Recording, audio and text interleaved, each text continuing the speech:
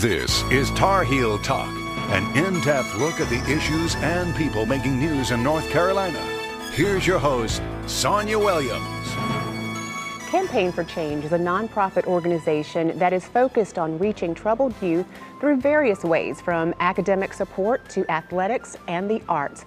Each year, Campaign for Change puts on the production Riding with Joe Crack, a drama based on the personal life experiences of former gang leader and ex-drug dealer Otis Lyons, aka Vegas Don.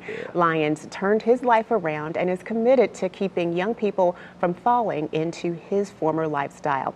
Also joining us is actor Stephen Barrington. Stephen grew up in Durham and starred as the original Joe Crack in the Campaign for Change production. He's now working in Los Angeles, but returned to the Triangle to play the role of Joe Crack again this year. Welcome, both of you, to Tar Heel Talk. Oh, thank you for having us. Campaign for Change has been your life's mission for the past almost 2 decades now. 17 years. Yeah. Tell us a little bit about the history of this organization and a little bit of your personal story and why you're so passionate about helping our young people. Well, I think Campaign for Change was birthed from my past, because I was in the streets. I was, of course, running a gang, and I eventually was sentenced to 30 years in prison. And at the age of 19. At the age of 19, and I prayed every night, and I asked God to, if you allow me to get back out, I would do something with my life. But more important, I wanted to help people who was raised like I was, without their father and in impoverished communities, and didn't have the proper guidance, because it's all about really being nurtured and guided and making the right decisions. So when I finally got out of prison, it took a while, because it was a process of me growing and changing myself, because change is not easy. Campaign for Change was born, and it was really focused on anti-gang and anti-drugs. But over the course of 17 years, we have grown to do everything from feed families on Thanksgiving to supplying not only toys but necessities for families during Christmas. Wow, so it really has evolved into a community effort, really just trying to uplift the community as a whole. And bringing hope, and not necessarily just giving out coats when people need it, or feeding people when they're hungry, but really going in the community and educating them on this, epidemic of gang life and drugs and things of that nature. Let's talk about the production Riding with Joe Crack, because that's something that is based off of your life story, and you've been doing this production for years, and you've been heavily involved in it. Yeah, 13 years in running. I think Riding with Joe Crack is a way to deliver the message where people can be entertained but educated at the same time. And with today's youth, you have to be very creative and innovative to get their attention, because they got such a short attention span. So we use all genres of music, but it's mostly hip-hop based. But it's all really telling the message and telling the story that if you sell drugs, you're gonna ruin your life. Education is the key. We tackle everything from racism to domestic violence in the play, so it's not just about drugs and gangs. So it's a community thing. Okay.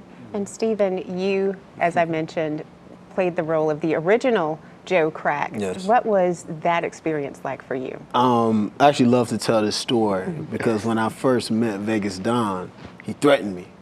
And I say that to say, he was like, man, this is serious. Like, I don't want nobody who ain't coming to work. And I used to wear a chain around my neck at the time that said hard work. And I said, no, that's what I do. And, I'm so glad, because my natural instinct was to kind of backlash at him. But I said, nah, let me find out why this guy is so serious and aggressive about his play. And truth be told, at the time, I was actually a drug dealer. And I went home to break down drugs, and I was watching the play. And 5 minutes in, I kind of laughed, but I was like, what is this guy, what is he doing? Then about 20 minutes in, I was in full-blown tears, because I knew I was looking at myself.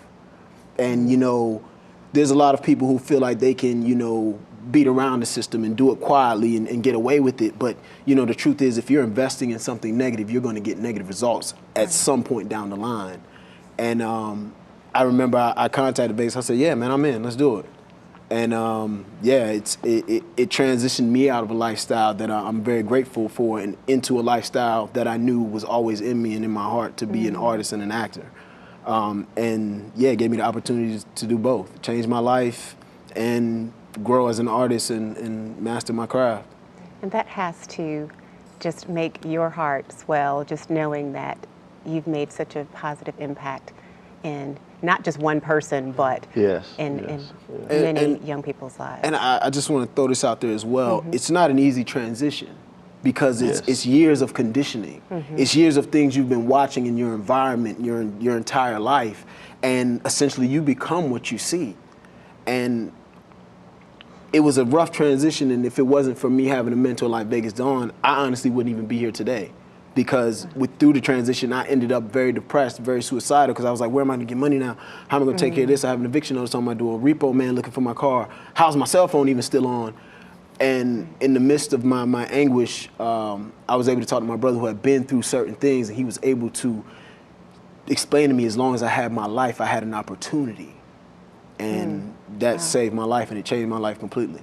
That is powerful, and I think you both have brought up a very important point about that transition, because it's wonderful to say, you know, there's a better way, but the reality, like you said, is that you have bills to pay, you know, and I'm sure that, you know, when you're in a lifestyle of selling drugs, the money's coming quickly, and so you have money to cover those things. Talk a little bit about the transition and how you get through that. Well, I start off, because my story is the same as his. When I made the decision not to sell drugs no more, actually when I started Campaign for Change, I had like a half a key of cocaine out on the streets. I was really heavy into drugs and the whole 9 yards, and it was like just God touched me overnight. But the transition is tremendously hard. You know, you're talking about someone who was driving a S-Class Benz, a LS400, had a big house, and you know, the movie theater in your house, the whole 9 yards, and I lost everything. I mean, I was walking around with like $150,000 worth of jewelry, and I ended up had to sell it and just trying to keep the house and everything. So I lost everything, where I had to move back in with my sister in a spare room. But family and support from friends, true friends, pulled me through. You know, one of my friends I do want to make note of is he was my lawyer who got me out of criminal trouble, was James Butch Williams. He's one of my mentors. Okay. And he actually not only walked me through the process of change, when I needed money, he loaned me thousands of dollars to say, hey, this can hold you off, because without that, I don't even know where I would be. Right. So I credit James Butch Williams for one of the key people that saved my life. Right. And also to mention, you didn't actually serve 30 years. You were sentenced to 30 years, but you got out. Yeah, my sentence was overturned because I was unjustly sentenced, and I served 5 years though, which is a tremendous long time from someone. But I am grateful. Yeah. For me, the transition was interesting because nobody wants to be a drug dealer. Again, it's something you see, and then you see a need at home, and you have to find a way to fulfill this need. And again, it becomes a trade, because it goes from this to this to this, and you continue to graduate. You know, drug dealers aren't dumb individuals. You know, these are people who understand what they need to get by, but then it becomes a lifestyle, and then it just becomes a continuous thing, because it's what you've been doing. It's what you've been learning your entire life. And so to transition out of it is it can be very rough. I mean, for me, it was very rough, you know, and I prided myself on not being one of those, oh, I'm only doing this because I need I need food on my table, I need this, I need that, you know, and was like, oh, I'm only focused on my necessities. But even at that, again, I was doing something negative, so it was breeding negative results. So the transition is very rough, but as long as you have people in your corner, and truth be told, I gave up the ghost about what I was doing I think we were about the third production in, and I was sitting there talking to kids, telling them not to sell drugs, not to do drugs. And I was still I still had drugs on my table at home at that very moment. And it broke me, because I was like, I don't want that for them. I don't want them to have to pursue that lifestyle because of what type of issues they may be having at home. And then there's a thing where a lot of people jump on the kids, but the kids, again, this is trained behavior, things that they've been seeing. Seen And- throughout the community, some at home, and some Yeah. throughout the community. Most definitely. We're gonna- And Vegas made a point one day. He said, if you're hungry and you're a child and there's no food at home, there's nothing in your refrigerator, and you're 8 years old, and you step outside trying to figure out how to get a meal, and somebody says, hey, you run this package down there, you make $50. That kid's gonna go make that $50 because All he day. knows that's a meal. That's a meal. You know what I mean? Right, So, right. again, it's trained behavior, and you figure out things, and then, I mean, it's a journey. I'm 32 years old, and I'm still figuring out the world. You know, I'm still on my journey. I'm only 5 years in from my separation Transition. from that lifestyle. Wow. So, So it really does take a community effort. yeah, most definitely. From all angles, Yeah. working together to That try to help and statement support. that it takes a village to raise a child, and people always think of kids needing the support. I help a lot of adults that's needing transition. That was kids, because I'll give you an example. 17 years of doing Campaign for Change. The kids that was 15 and 14 and 13 that was running the streets and didn't have a clue are the parents of the kids that's 14 and 15 that I'm dealing with right now. It's just a Good vicious point. cycle if nobody break the cycle. Absolutely. We're going to talk more about that a little bit later in the program. Stephen will talk more with you in just a minute. We'll be back with more Tar Heel Talk after these messages.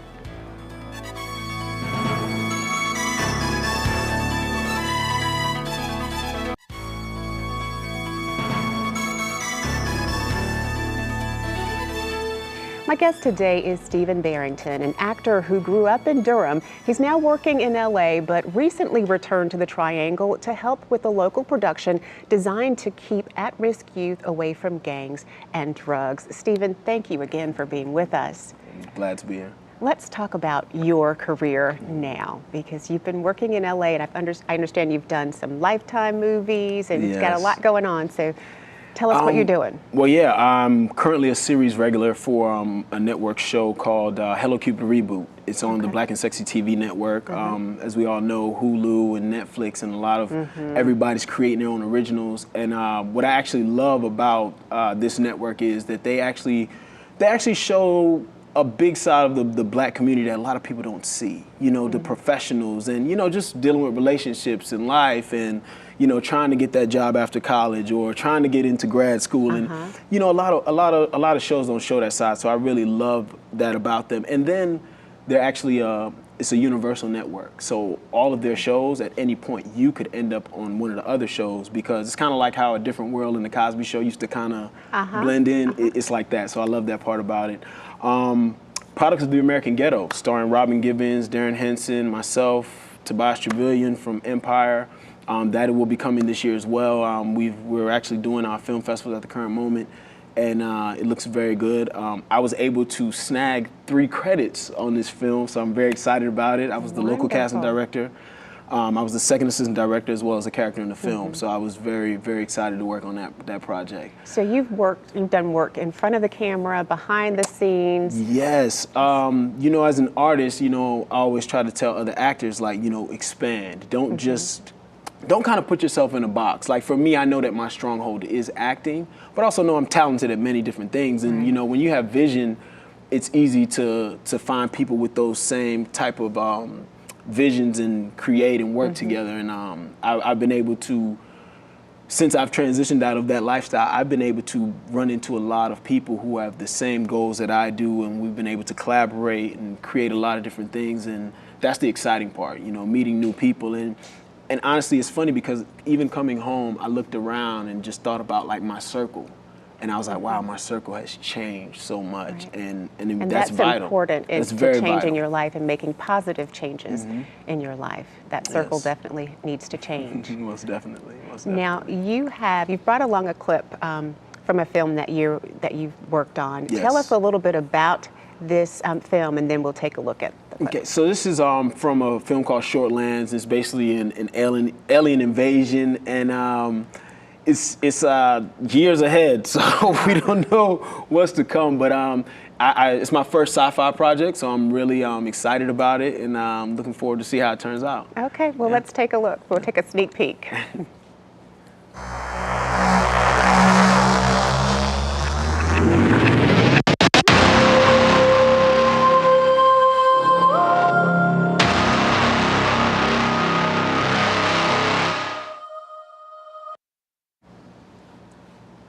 looks like it's going to be a thriller. Lots of action. Yes. Yeah, it's very man, and I have to be honest, man. There's so much again behind the scenes that happens, and once you kind of work behind the scenes, it's a lot easier as an actor, honestly, because you kind of know what they're looking for. You know what to do. You know how to be clear and stay in frame and do a lot at the same time. So these are all key things to being a film and television actor.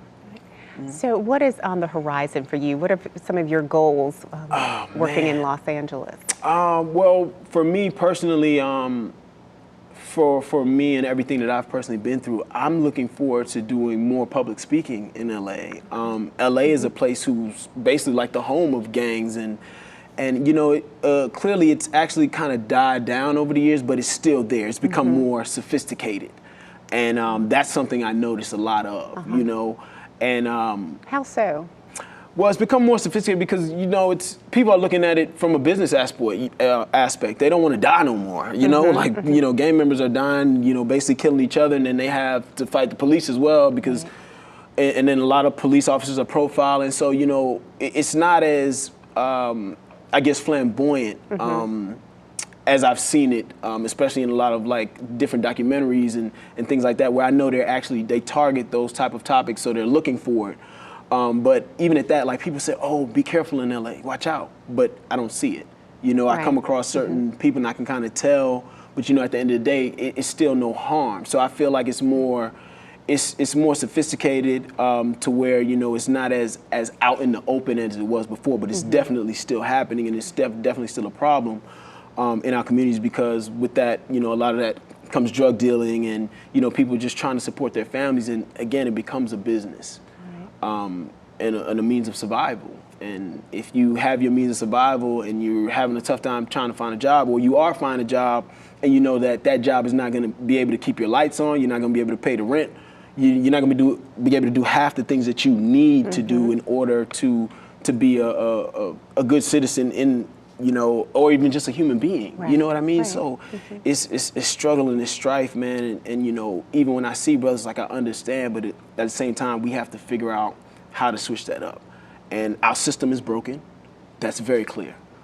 I know that, and it breaks my heart every time I even think about our system. And you know, people, they have cops in the schools, and you know, nobody's really talking to a lot of kids. They're just reacting. And one of the biggest things, before I even came in here, I was looking on the news and a cop was slamming a little girl, and now she's in the hospital. And these are issues for me. You know, these are very deep-rooted things. So my goals are to get out there more and talk to more youth, because 5 years ago, I was about to blow my head off. Wow. And here I am now. I'm living in LA. I'm a professional actor, and it means everything to me, because 5 years ago, I didn't see that. And your dreams are valid, and they're very possible. So, you know, my goal is to really enlighten and to show the power of an artist. Artists have so much power, and they have so much influence, and I don't feel like they use it enough. You have a very powerful testimony to share with others. We're going to take another break, and we'll talk more in just a minute. Don't go away. Tar Heel Talk will continue after these messages.